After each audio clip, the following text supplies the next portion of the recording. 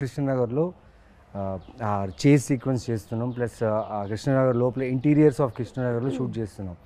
ఇక్కడి నుంచి first time సూర్య అనేవాడు మిథునాన్ని చూసే సీన్ ఇక్కడి నుంచి ద రన్ ఈజ్ దేర్. ఇక్కడి నుంచి మెయిన్లీ పెద్ద టాస్క్ ఏంటంటే ఈ సీన్లో నాకు 48 ఫ్రేమ్స్లో షూట్ సాంగ్, అది సాంగ్లో జరుగుతుంది. కానీ సాంగ్ చాలా స్పీడ్గా ప్లే అవుతుంది, యు నో అబౌట్ ఇట్ కదా. అది ఎలా చేయాలని తెలీదు. బట్ హను ఏమో చేయించాడు నాతో. నాకు ఎలా ఉన్నిందంటే నాకు బుల్లెట్ బైక్ ఉండేది. నేను షూటింగ్కి ఆ బైక్లోనే వచ్చేవాడిని.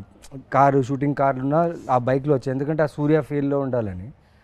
ఆ ఫీల్డ్లోనే మొత్తం సాంగ్ ఫినిష్ చేశాను. అండ్ లాస్ట్ సీక్వెన్స్, ఆ టెంపుల్ దగ్గర ఉన్న సీక్వెన్స్కి నీకు పూనకం వచ్చేలా చేయాలి నవీన్ అన్నారు.